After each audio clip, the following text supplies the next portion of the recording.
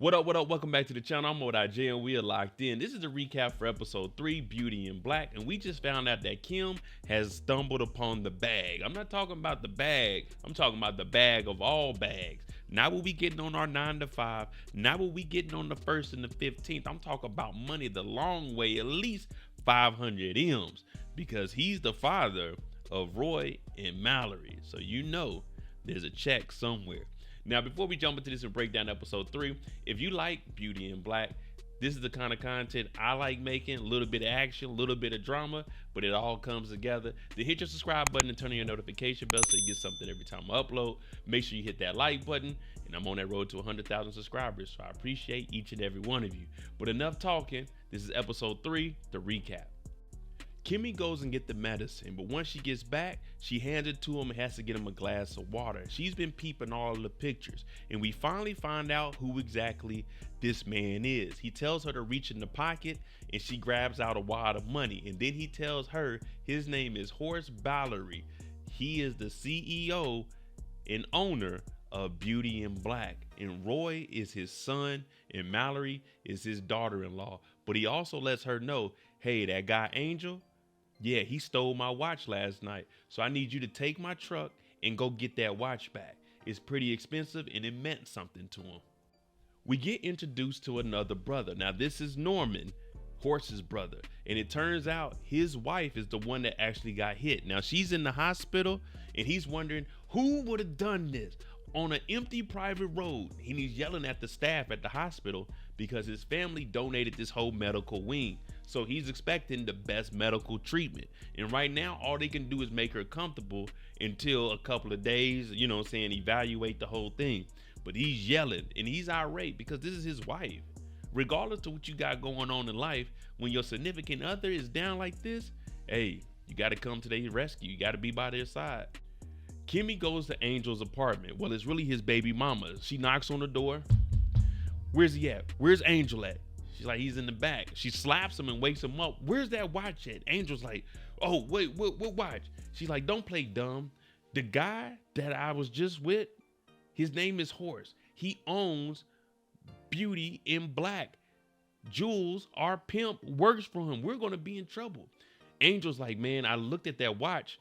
It costs about $1 million. Man, we could turn that thing into a pawn shop. If you turn that into a pawn shop, the police will be notified. You can't just pawn $1 million watch. You know what I mean? You need the receipts for it because people know who bought these watches. But she's like, are you not listening to me, Angel? Jules whoops our ass. If this is Jules' boss, then he's definitely going to get us all knocked off. So he tells his baby mama to give the watch up. He mad though. Norman ends up calling Jules to the hospital because he wants to find out what the hell happened that night to his wife. Now, Jules is playing both sides because we know that he was the one that was supposed to dispose of the wife, but she wasn't in the trunk. So Norman is like, I need surveillance. I need to know who was on that road that night because this private road is only accessible by the family. And Jules is head of security, so he needs to go and find out who did this. And he's like, okay, I'll definitely get into it. But he knows Roy and Mallory has something to do. The first thing he does with this information is he notifies Mallory. Jules is like, listen, you there? She's like, yeah, what do you want? He said, I tried to get in contact with Roy, but he's not answering. She's like, oh, okay, why are you contacting me? He said, that person you hit? She said, what are you talking about? What is this? She's still denying it. Hey, you always got to deny. But he's like, well, it turns out that's your auntie, Inga. Yeah, she was hit on that private road, but she wasn't in the trunk. And right now, she's still alive.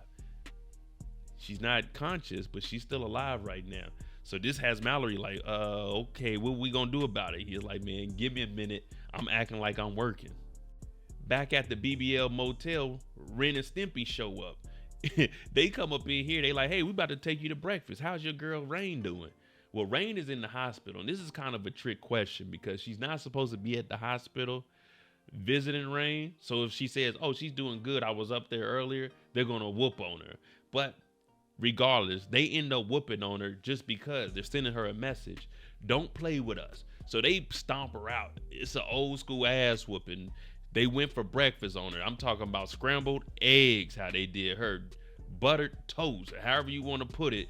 It was a Tubi breakfast. Norman heads to church and he's sitting in the front pew and he's getting a little prayer off. In comes a lady in all white, or maybe it's cream. Either way, it's clean.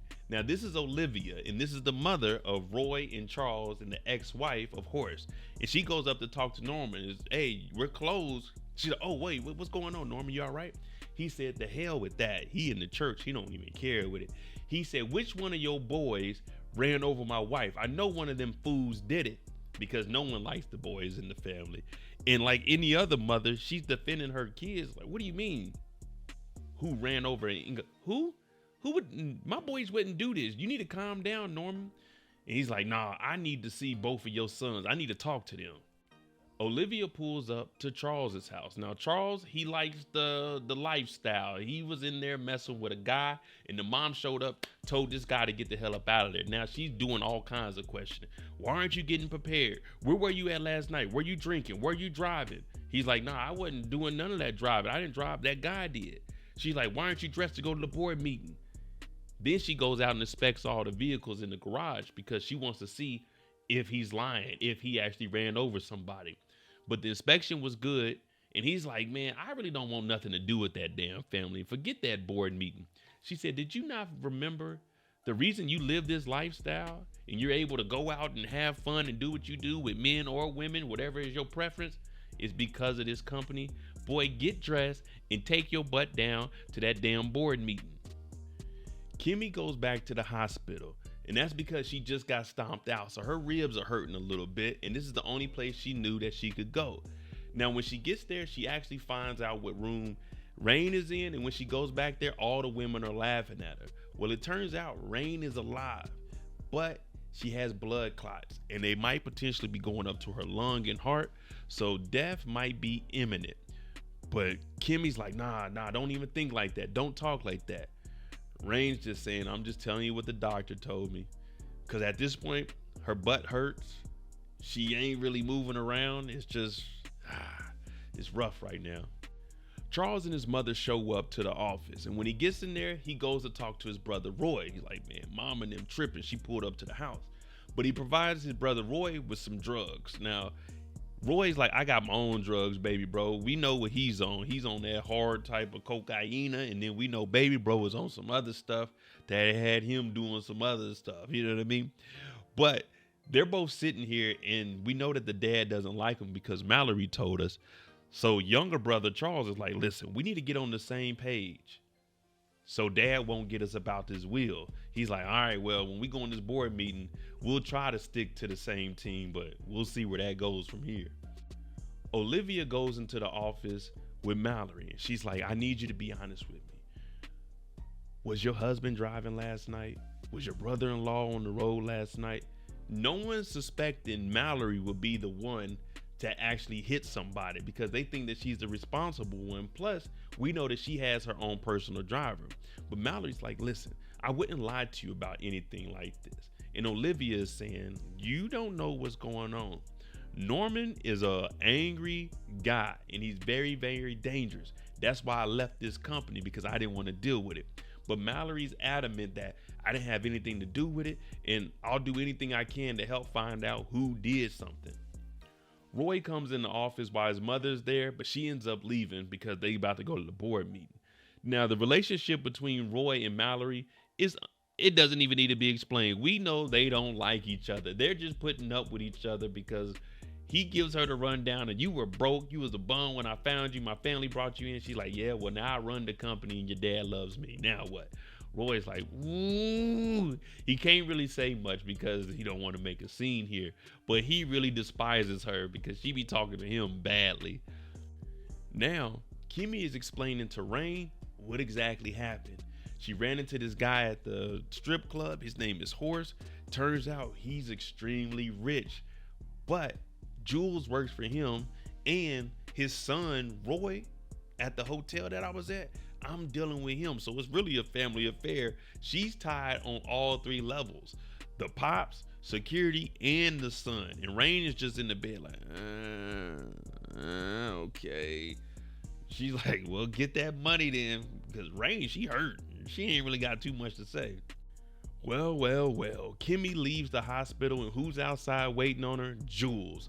And of course, you know he's mad as hell. He's running around trying to protect the family and get them out of nonsense while keeping the strip club stuff going. So he's yelling at her, "What are you doing at the hospital? I told you never to show back up here." She's like, "I'm sorry, it won't happen again." He said, "Oh, you'd be serving so much jail time if it wasn't for me. You keep gonna fuck around and find out. Fuck around and find out." So he's going off, and this is in front of the hospital, people. This isn't like in a back alley or anything. So he tells her to get out and stand in front of the ambulance. I give her credit. She gets out, and Kimmy is in front of the ambulance. He backs the truck up. He starts to peel out. He's about to run into her in front of the hospital into an ambulance. He don't care who's looking. He does it, but then the anti-brakes, they came on. Why? Because he got that new Range Rover. You know, it helps you out. If there's an object in front of you, it's going to stop for you. And he's yelling, talking about, "You can't even kill nobody without safety features stopping you." But he tells her to come over, and he's like, "You better get your ass in line, because if not, I'm on your ass next time, and I'm not playing around." And remember, this is in front of the hospital. Well, it's time for the board meeting.